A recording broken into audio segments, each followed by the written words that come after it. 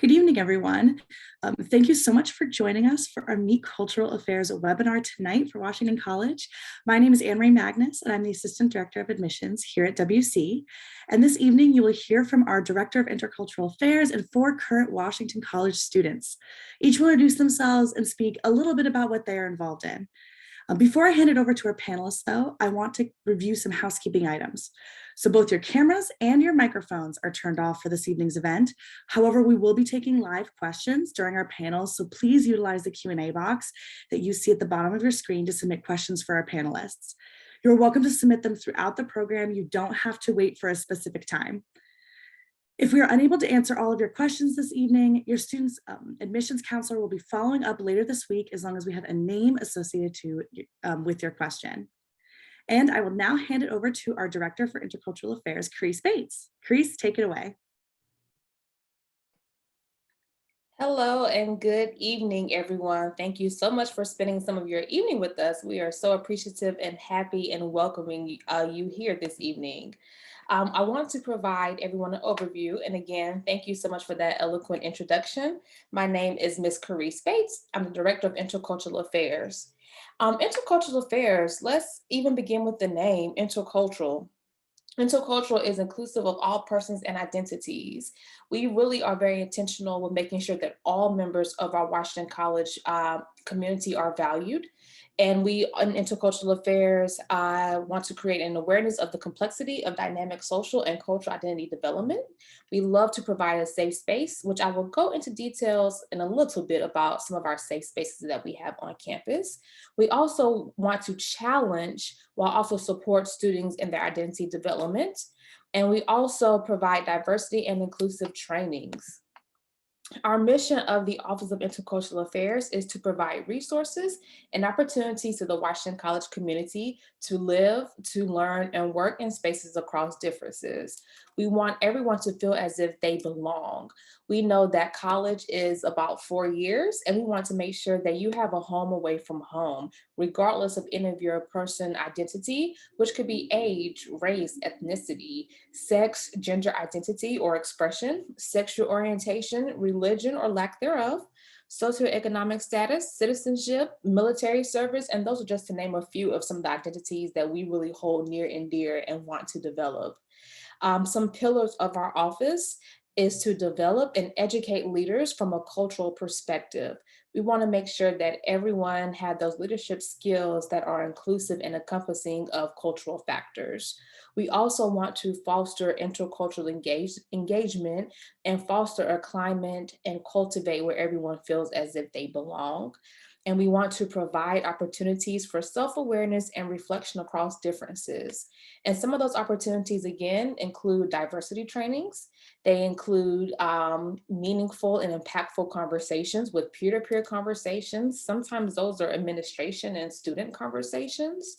We also provide opportunities to get involved on campus.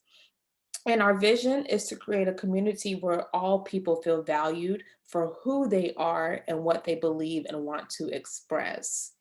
And as Anne-Marie mentioned, we have some of our students here that can discuss some of their roles, but I want to also let you know that Intercultural Affairs assists students with getting involved in campus and finding their way across our Washington College community, connecting you with opportunities and other students and peers who are like-minded or those who may have some differences. We assist with bias incidents, any incident that occurs to you based on your race, your ethnicity, or your gender that is discriminatory. We connect you with campus organizations and clubs, and luckily you will get a chance to meet and speak with some of our student leaders on this panel call today. We explore your leadership potential. We're interested in engaging with you across differences, and we also assist with making differences across campus. Intercultural Affairs, we sit in a unique place on campus. Again, we're very intentional with connecting you with differences across campus. So my office is located in Minta Martin, which is one of our first year residential halls. And Intercultural Affairs is located within the Intercultural Center on the first floor of Minta Martin. Within the Intercultural Center, we have student resources that we want you to take advantage of. They are support services for students such as students of color, first gen students, students who want to learn more about identity development, or students who want to engage in peer-to-peer activities. Some of those resources include an interfaith space, an all-gender restroom. We have a conference room, which is used for student meetings or used as study spaces if it's not being utilized at the moment. We also have a lounge space, which is a really unique and cool area where students can come and hang out in between classes or after classes, just a place to debrief and not do schoolwork. We also have the Center for the Study of Black Culture, which is a resource library. Oftentimes that space is utilized by a Black Studies minor, which you can get to learn more about in your majors. And then we also have our student organizations. And so our student organizations, our multicultural organizations, has office spaces in the center where they can brainstorm, where they can plan, and where they can meet other students to learn more about their organization, which you'll get to know some here this evening. Those multicultural organizations we have in the Intercultural Center so far include an office space for Black Student Union, better known as BSU, also for Cleopatra Sisters, which is known as Cleos. Then there's a shared space between Sage and Arrows, and we have a representative from Sage tonight, which stands for Supporting All Gender Experiences. And then there's an office space we're newly developing for our Latinx student organization. So hopefully you'll have some good questions, but you'll get a chance to hear from Mariama, which will also give us some more insight on student organizations. So thank you all for that brief overview. If you have any questions, please put it in the chat and we will answer those along the way. So without further ado, I would like to introduce Mariama Kita. Hi, thank you for the warm introduction, Carice. Like Carice has mentioned, the Intercultural Office has been a great asset with BSU. My name is Mariama Keita, and I'm the current Vice President of the Black Student Union. And Black Student Union, for me, has been essentially a support group, a place that I have turned to my friends and I, and our peers with similar backgrounds, and even like members of various organizations who come to work together to achieve the same common goal, which will be to essentially enhance the college experience. The philosophy for the Black Student Union is to serve and unify all students at Washington College. It is essentially important for us to collaborate with other organizations, such as the ones that Carice has mentioned. But initially, I had joined the Black Student Union my first year, fall of 2019, when I had first joined. With that, the commitment level wasn't as much as it is now, whereas like I helped run the organization. But it was a place where I could turn to voice my concerns, stop, join every now and then, and have fun with our peers. But after COVID and then coming back, it's more so now a spot where we do come in, collaborate, talk, and now we're collaborating with other organizations such as the SGA, Cleopatra Sisters, which we have done in the past, and the Black Union of Kent County. Although the name Black Student Union is initially to unify all students, you do not necessarily need to be Black to join BSU. It serves as a space where students can come in, talk, every now and then voice concerns, and collaborate with the other organizations that are there. Because we do understand that although we may be connected together by race and our shared commonalities, there's still times where we may need allies and friends to help us persevere. And within that is what makes Black Student Union so successful, because we have students in various organizations, such as the SGA, student athletes, and members who come in just to join every now and then and come in for like the stop and paint, which had been pretty successful in the past, where we have stopped and like placed music in the egg, which is where we normally host most of our events. now.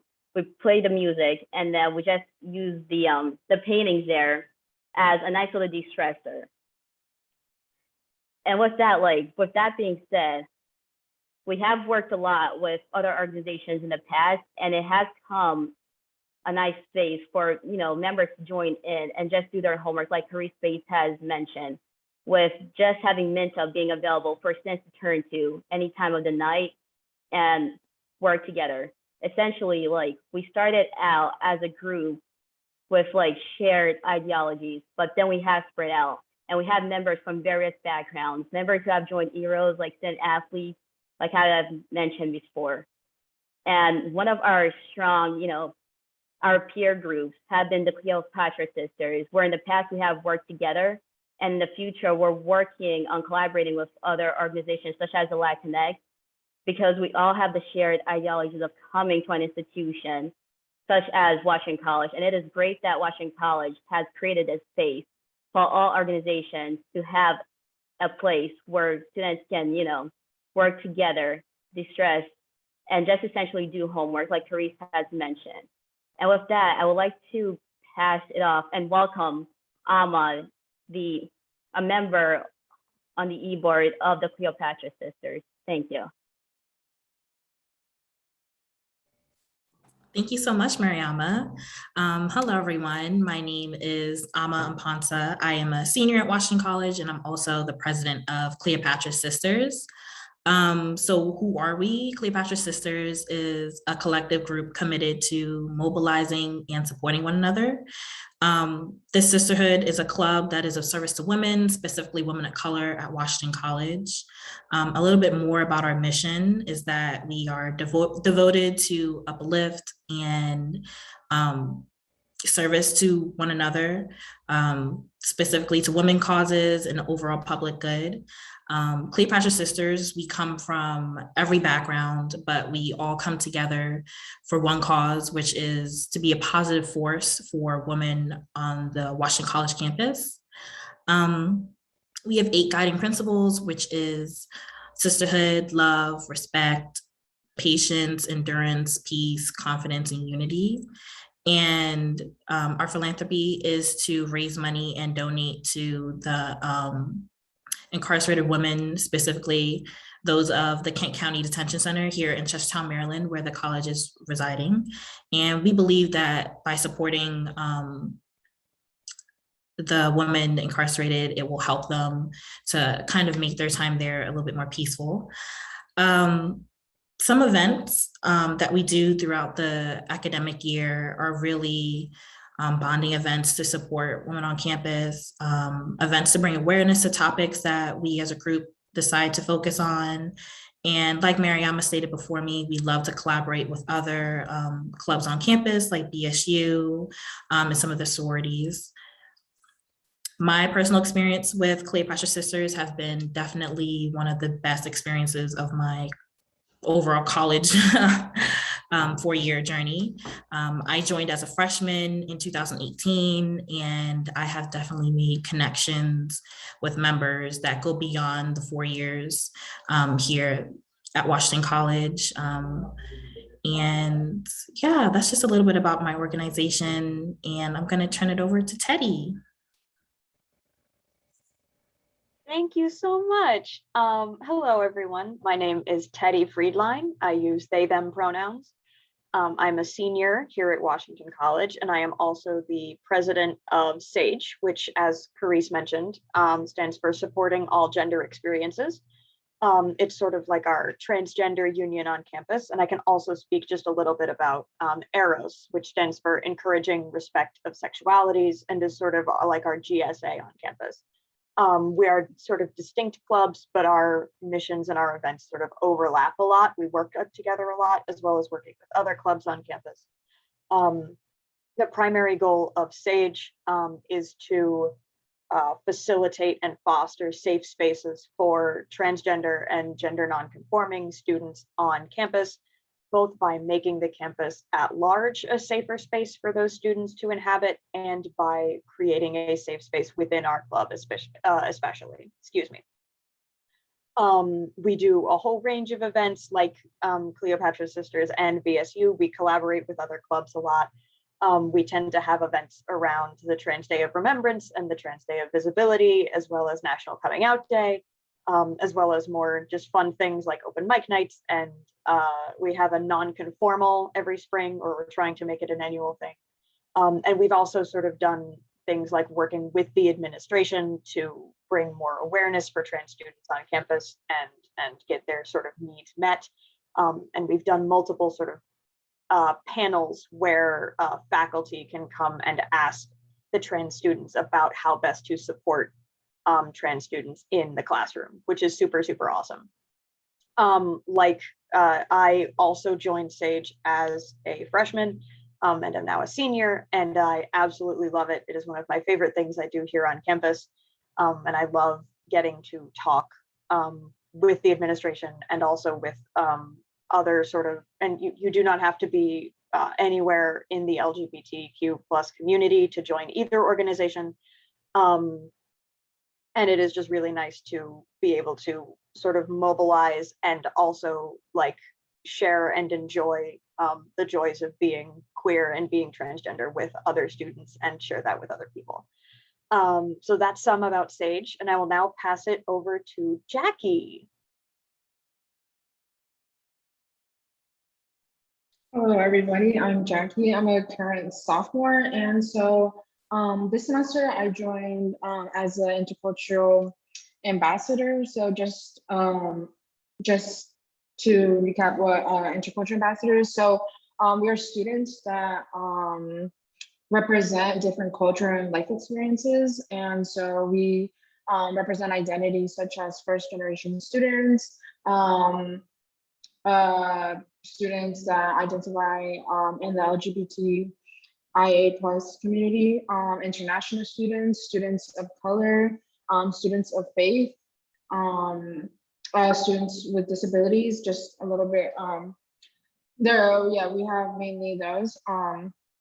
And so being part of, as an ambassador, we serve to help the office in providing program and outreach opportunities to different communities so that students have resources. And so personally, I this semester more on the media and marketing part of Intercultural Ambassador. So we do a monthly office newsletter that we send out, and recently last week we sent out the November newsletter, and so we just talked about upcoming events that we did last week, and then a little bit about the office.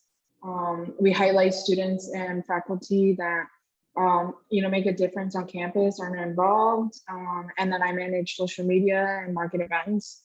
And so last week we did Diversity Week. So all last week we talked about religion, spirituality, discussion on racism, topics that students are really passionate about. And so it was just it's a safe space for students to talk about. And so we have those kind of events. So Diversity Week is usually in November. And so we also do events throughout the semester. We started doing Real Talk series. So those are throughout the semester, and we talk about topics that students are really passionate about and engaged. And so in these discussions, students are really able to talk and listen and state their opinions and learn from their peers as well. So personally, being an intercultural ambassador has been a great experience. It's helped me build leadership skills as we ran the events all last week. And I'm also able to, make connections and and work with staff and different students from different organizations and learn different opinions. So that's been neat. And since it's being an intercultural ambassador is a paid position, so just working with other people also in the office and building connections has been great part of being an intercultural ambassador. So yeah, pass it to Chris.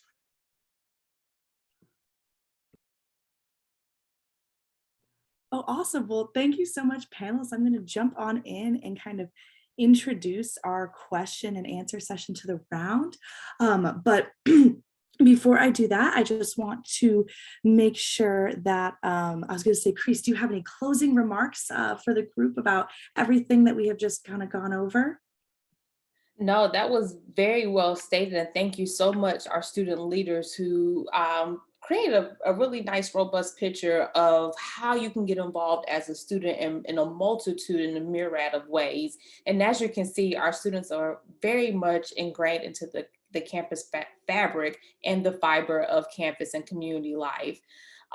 So as you can see, safe spaces aren't necessarily physical, but more so what you create and how you implement inclusivity and a sense of belonging on campus. So I definitely want to thank all of our students that were on the panel tonight for giving us some overview of some of their perspective areas and ways that they get involved, because they said that a lot better than I said it, or even identified programs and events that I had no idea or aware about. So thank you all for giving us some overview on that as well. And again, we hope that you gain a lot from this, from these students, and really take this opportunity to ask questions. You have us tonight, and we can really ask and answer some of your questions regarding our ways to get involved, who all can get involved, campus community, etc. And Anne-Marie.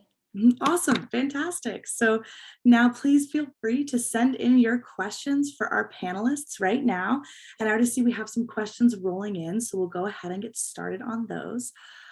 So our first question of the evening is, what is the campus atmosphere like for underrepresented students? And this is open to all of our panelists. Whoever would like to respond, please feel free to.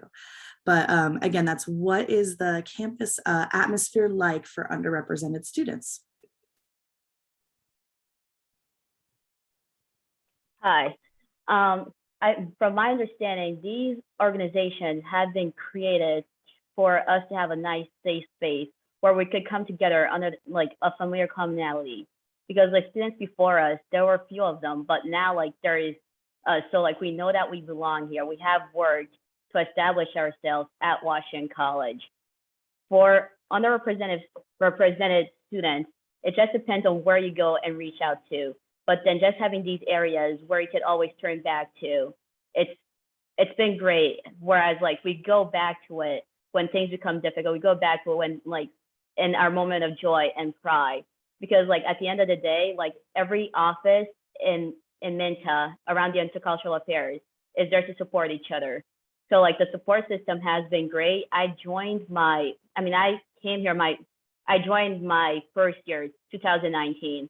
And then still having COVID impact my sophomore year and not being able to finish my first year had been pretty detrimental.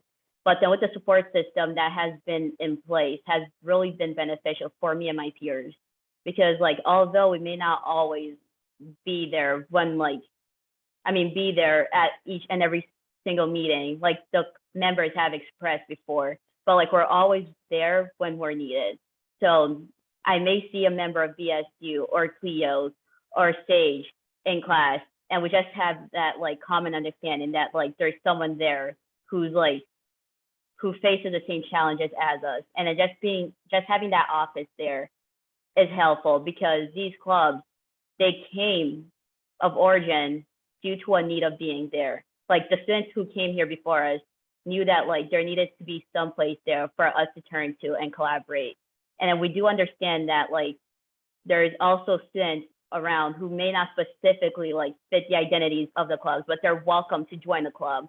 So like it's within like our peers and the faculty and staff at Washington College that we have been able to persevere the way that we have. So for me, I may be speaking for myself at this point or in my organization, but it has been beneficial just having that strong support system. You not necessarily need to attend every single meeting, but we find you and like you're there where you need to be when you need to be.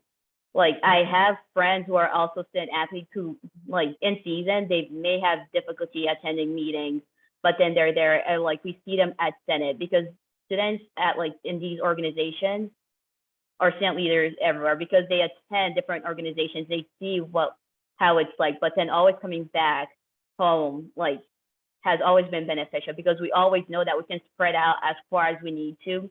But then when we need someone to turn to, we can always come back again. Whereas the organizations with the activities that they have had have been helpful in helping us not only persevere as since ourselves, but then academically too, getting that in hand too. Since there have been alumni who are still like to this day, 20 years from now, who graduated from Washington College, who are always there to lend as support to help us out for the next step. Thank you.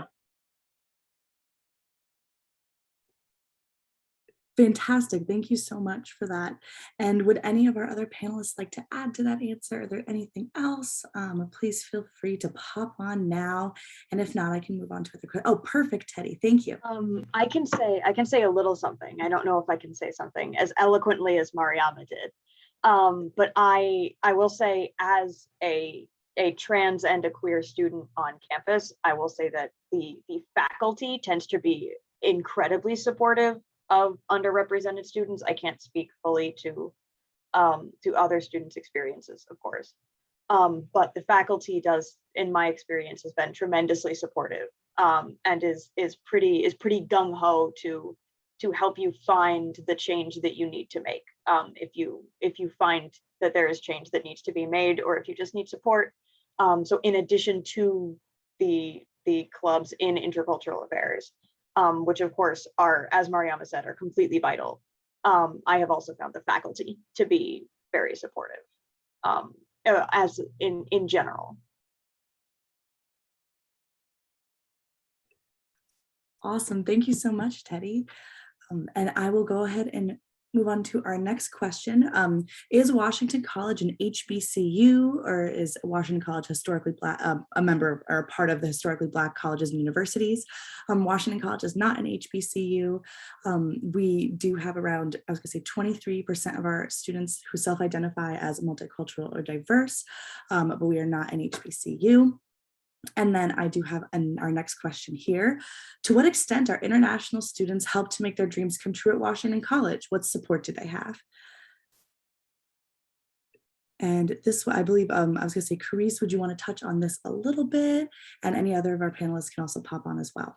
Yeah, so for international students, right down I would say the sidewalk where Mentor Martin is, or the Intercultural Center sits, we have our Global Education Office. And that office is designed specifically for international students to navigate some of these domestic experiences, whether those are inside the classroom or those are outside the classroom. And those are specifically some supports include, getting your visas and making sure that you have the accommodations that are necessary if there are accommodations necessary needed for college. Some other supports that the GEO office does, Global Education Office, is to make sure that you get to and from the airport. Because where Washington College sit, we are in a primarily rural area. So sometimes that can be a concern for students making sure that they're arriving to campus. So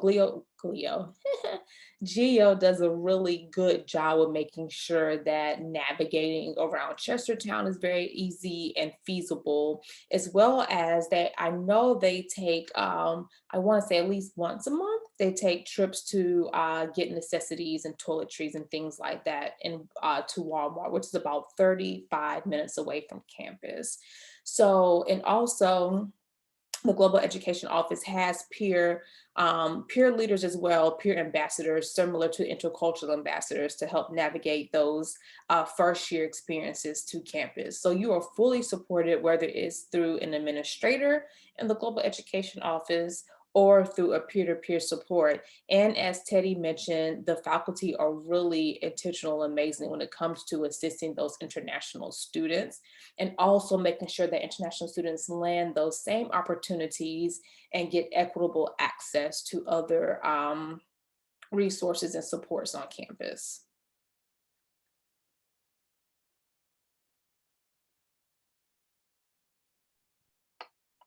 Awesome. Thank you so much, Carice. Um, we also have another question about the average class size of introductory courses. And we've talked a little bit about the support that our professors do provide. In our introductory our average class size over the college is around, I was gonna say 12 to, I was gonna say 13, 12 to 13 students. I'll sometimes see maybe the largest class size that students have had be around maybe 25, 20, 25, but really, I mean, you're gonna have small class sizes when you come to Washington College. And I think that's how we like it. Even for introductory courses, we really make sure that those class sizes kind of remain really personal. So you get to know the professors and really the people who are leaders in their field. So that's kind of what we really focus on in terms of class sizes. And another question is, how do Washington College students work with college leaders? And this is actually an excellent question, especially considering Carice is one of our college leaders, and all of our students kind of knowing Carice and working with her as well. So if any of our panelists would like to kind of chime in on how they've been able to work with leaders in our college community, we can go ahead and do so now. Or Carice also can pop in as well. Yes. Yeah, so I can answer this question. I was so lucky enough, Washington College is a small school, so most of the time when you come into contact with like these professors or faculty and staff, it's really in casual settings. You get to introduce yourself to them or they'll introduce themselves to you. And from those connections, you really begin to create really nice relationships with them. And so I know specifically for me, I became acquainted with like college leaders, I would say like freshman year. And you don't really think too much about it until until you really realize like, oh, wow, I was wondering if you could help me with so-and-so, or you get college advice, career advice, club advice. I literally went to Carice last week with club advice. So you work pretty closely with college leaders, faculty, and staff, and it's really easy to get in contact with them. They're always available. They're always willing to listen, to work to solutions that you may have, or to create programming. Yeah, so it's not hard to get into contact with them, and they're always willing to help you, to support you in any way they can. And if they don't have the answers, they will find somebody to give you the answers. So.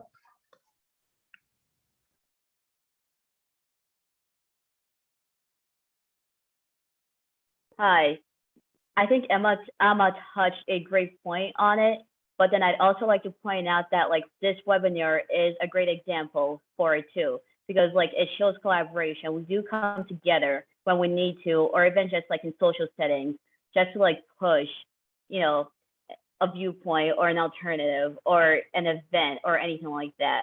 Because the sense in this webinar and like the organizations, the various organizations that are available at Washington College, like Amma has said, like it's a small school. So like we do see each other in classes.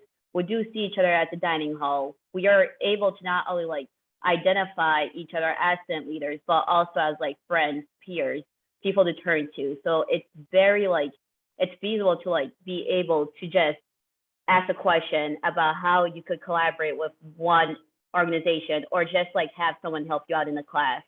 Because with like SGA, SGA happens every Tuesday night at 8 p.m. at the theater for students to come in and voice their concerns. It's just students coming in together to help create a better environment for the students who are here and for the students who are coming here in the future. It's just there's a beauty to a small school because then there's not that many like hurdles to go through because we're always like around each other and can also see each other, not in a sense of being a representative of our organization, but as peers and people to turn to.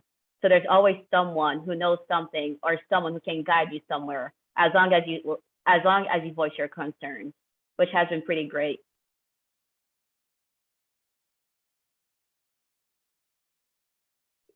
Awesome, fantastic. Thank you, Amma and Mariama. We do have another question kind of going off of number of students on our campus. How many undergraduate students attend this school? And do you have any graduate students on our campus?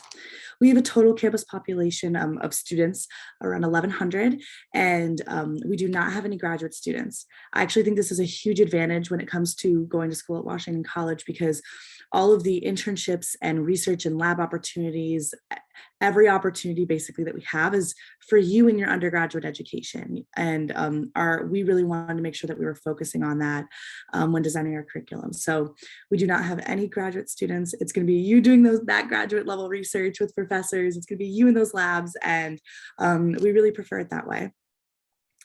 Now, I have another question. What makes this school special? What are you proud of at Washington College? And this is for all of the panelists here. So what do you think makes WC special, and what are you proud of at WC?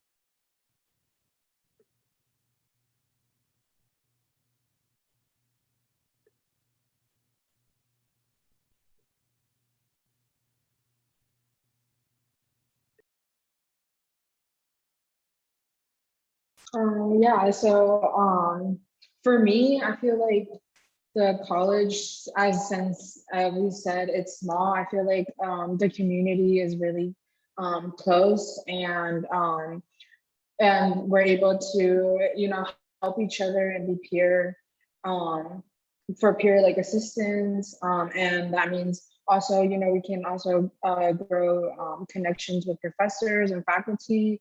Everybody says hello, everybody greets each other.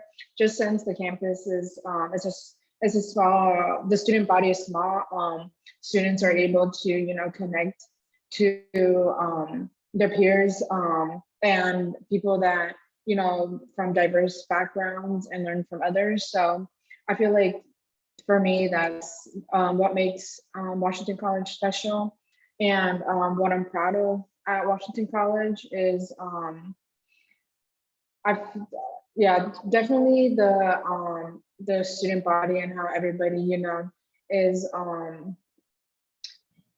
is aware of how diverse the community is, and students and professors are able to connect in that way, and um, and there's a, and also from going from there, professors are willing to help, and faculty and staff are also willing to help you, and there's so many programs that are available to students, and so many resources. So that's just something.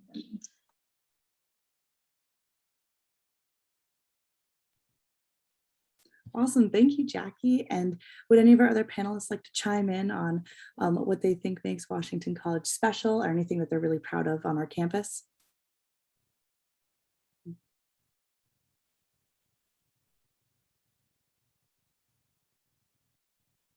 I love the Zoom webinar thing where we're always like, oh, I'm in meeting, then you're in meeting, and everyone's really excited to talk at once about what makes Washington College special. It just makes me so happy. So definitely, please go ahead, Amma. The floor is yours. Thank you. As a senior, I've been kind of thinking about this question a lot, reflecting on my 4 years at the college. And one thing I can definitely say that I'm really, what makes the school special is the amount of opportunities I've been given since freshman year, whether it's in clubs and organizations, and getting those leadership skills, learning how to time manage, learning how to collaborate with others across different spectrums, whether it's academically or within clubs. That has been really amazing.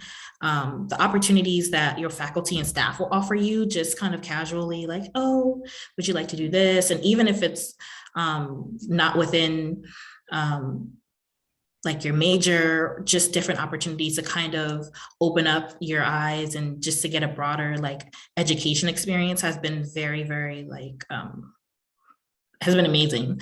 And I think what I'm really proud of is also just, I don't know, having a small campus community, like having friends from freshman year and bonding with them so much and seeing them now as seniors, or even with the junior and sophomore class, seeing them when they first came in and seeing how much they've grown.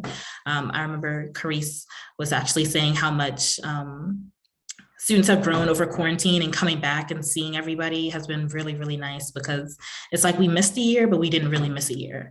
And even when we were online, I remember talking and texting my campus friends, like we were still across the hall from one another. So that's been probably the best things. And that's what makes Washington College special.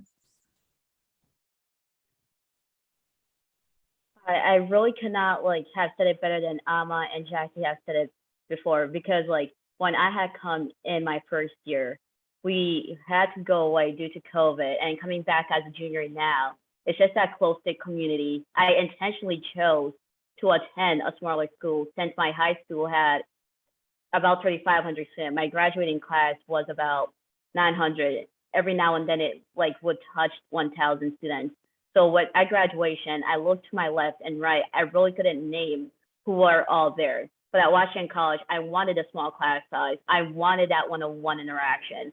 I wanted the professors to know my name, and like I wanted to be able to know my peers, not only like from the organizations that they're a part of, but then also as people. Because like with Sage, Arrows, Cleo's, and you know with the Latinx club that's getting a new space. I mean that's now getting a space at Minta. It's just that nice support that's always there, because like there's room for collaboration, there's room for growth, and like it doesn't even need to be around there. But then like with the professors reaching out over Zoom, I remember my friends who did decide to go to like bigger institutions complaining, or you know not being about not being able to be focused in classes.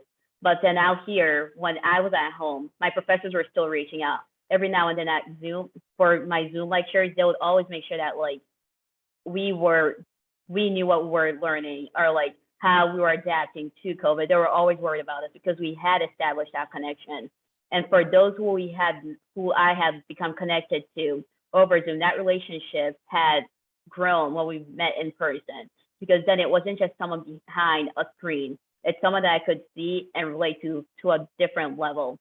And even with that being said, there's also the Career Center, who focus on helping us work out our resumes and then get us to the next level, whether that be grad school or just getting an internship, because there's always someone there to help out. And then we all have that unique experience of coming to a small institution where we could all have that nice connectiveness. So I really couldn't have said it better than like Ama and Jackie, because like even with that being said, like at the end of the day, after the webinar, like we're gonna go back to doing what we do and like collaborate and then work together. It's not only seeing students from those organizations, but then they're also our peers, the people who turn to when we need questions answered, or when like we can't, you know, figure something out in class. It's just there's always someone there, and that's the beauty of attending a small institution.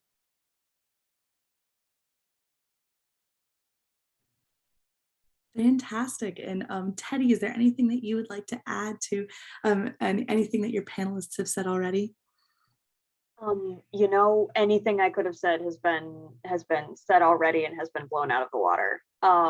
It is just the wonder of the small institution, like you said, Mariama. Yeah, I genuinely don't have anything to add. You guys just said it all so well. Perfect. That's what we love to hear. So I have another question that says, are you a need blind school? Yes, we are need blind at Washington College. And then I have a question for Carice. What is the Washington Scholars Program? Yes, great question. So the Washington Scholars Program is a scholarship program for diverse students that have a passion and are high academic needs, but also low socioeconomic needs as well. And these students are fully supported through fully funded tuition, room and board, and meal plan, and all of the required fees for Washington College students. And you receive these fully funded opportunities for all 4 years. the purpose of the Washington Scholarship Program is to provide opportunities for students who typically would not have a chance to obtain higher education. And we want to make sure that there's a sense of community as well as a sense of success while you're here, so that financial concerns won't be a major or a burden for students who can have that access to schools. And so I do want to state that the program is gearing up to start for our application process. And the application process is open now, I believe, and you can apply for the process. They can be submitted either by a school counselor, a community leader, or for my overachieving and high achieving students, you can always nominate yourself. Again, because this is such a phenomenal scholarship opportunity for students, it is an application process, and we select up to 10 students per cohort. And so for this upcoming cohort for the class of 2026, wow, we're again starting our application process. And so applications are due February 14th. Let me back up. January 31st, we will notify the program nominees. By the 14th, you will have a scholarship essay due, and that's February 14th, excuse me, and January 31st, program nominees are notified. February 16th, finalists are notified from the scholarship portion. And then after the scholarship portion, we narrow down our applicants, and we will invite students to our on-campus interview overview process. And during that interview process, you'll get a chance to shadow current Washington Scholar students. You'll get to shadow them in classroom activities, also some evening activities with our students engagement board. So you have some fun activities. And then after kind of the shadowing and the fun stuff, you'll have the interview process, which you'll interview with a panel of different student leaders or faculty or staff members from Washington College. And then the last day, you will filter into the orientation through admissions. And then you're free to go back home. March 21st, we'll meet between that time after the interview process, and then March 21st, we will announce who we're selecting for the scholarship opportunity. And then by May 1st, you must make a decision. So that is some of the process of the Washington Scholarship application process. And we only admit students during their senior year, first year, before they're able to enroll their first year in school. Awesome. Thank you so much, Carice. And just a reminder again that Washington Scholars application is due on January 24th. So you will need to fill out a FAFSA by January 24th, the application for Washington Scholars, and have a nomination form in all by January 24th. So just making sure, and let us know if you ever have any questions. We'd be more than happy to help with the process. I also want to ask another question for our panelists. Does Washington College have any gender neutral housing available to students? That one seems like it falls to me. Yes, we do. If I remember correctly, and it could be, it has probably changed some since the last time I was doing housing at Washington College. If I remember correctly, all three of the Hill dorms, which are dorms right on the Caterwalk in Washington College, I understand this may not mean anything to all of you, but they're three of the oldest buildings on campus, and if I remember correctly, all of those are gender neutral. And then I believe suite style and apartment style dorms are all can be mixed gender, at least if should the residents of the suite so choose. You are able to mix genders within one of those suites in all of the buildings that offer those suites, I believe, with the exception of the buildings. No, never mind. No exception. I thought there was an exception, and then I realized as I was thinking that there wasn't. So the short answer is yes. Yes, there is.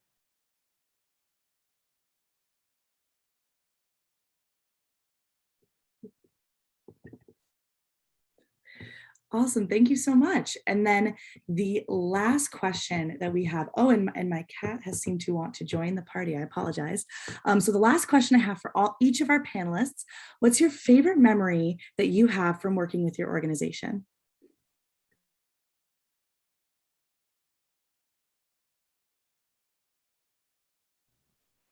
I can go first.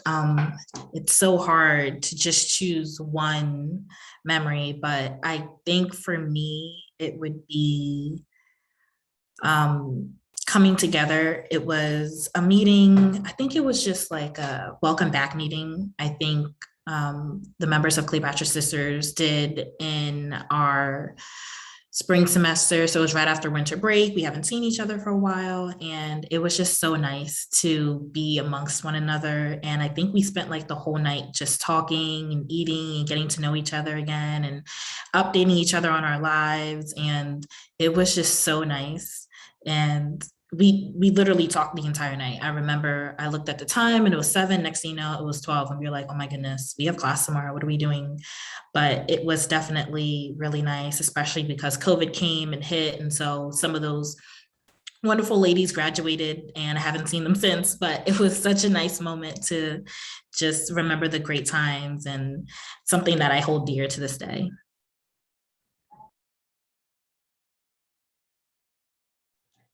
I can go next.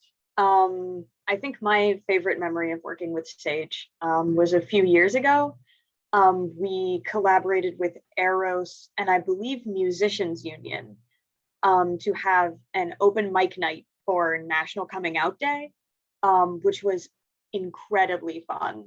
It was such a like jovial, warm community experience of all of us getting together to celebrate not just queerness and coming out, but also all of these different talents that we have, and that we share these different, all the music and the dancing and the poetry and everything that went. It was just wonderful.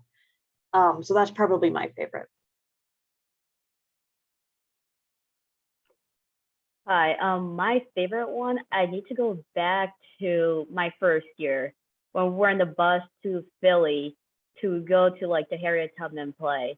I really loved that part since like we had gone together on the bus and had to spend an hour and a half together and we're just talking, cracking and like making jokes and stuff and giving advice about the classes that we're taking.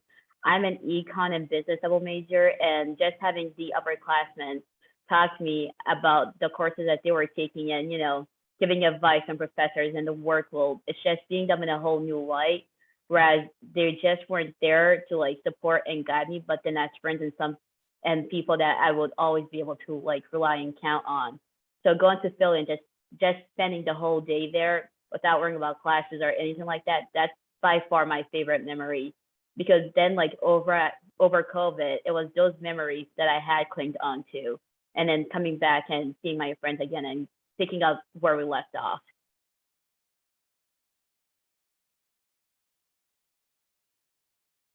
Yeah, so far my favorite memory, last week of all of like diversity week, it was really nice to learn students' perspectives on different topics, and how learning how among us and among our peers, there's a lot of similar backgrounds and similar experiences that have that have shaped us. And so, that was nice. It was nice to connect to students and hear how, their experiences out of campus and on campus has impacted them and how it has impacted their daily lives and how it has changed how they perceive the world. So yeah, it was nice to connect to students.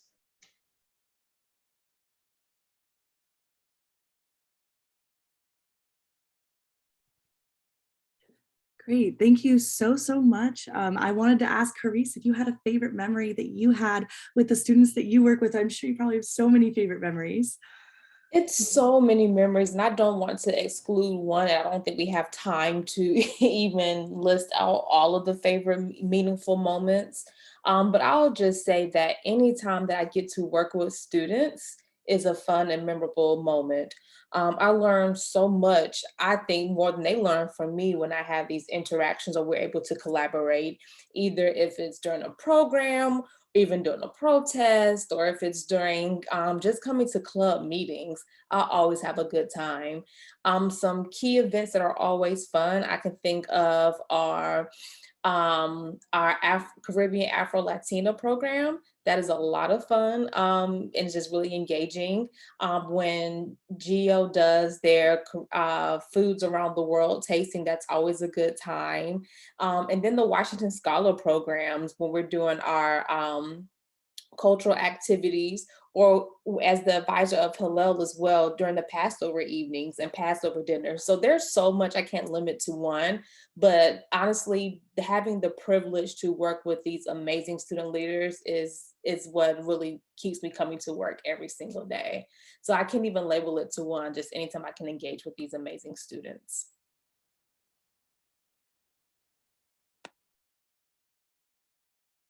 And I was muted. I apologize. That's absolutely wonderful. And I want to give like a special shout out to all of our panelists. Thank you so much for sharing your experiences, your organizations, and things that you've been a part of. It was absolutely lovely to hear. I want to give a couple of quick reminders before we sign off. I just want to make sure that everyone knows if we didn't get to your question, that's totally all right. If there's a name associated with your question, your admissions counselor will be reaching out to you with those answers. I also wanted to give a special reminder to our seniors that our early action application deadline is December 1st. So make sure you keep an eye out on that, and we would love to be able to read your application and also welcome you to our campus. Please don't hesitate to come out and visit us here in Chestertown. We would love to have you.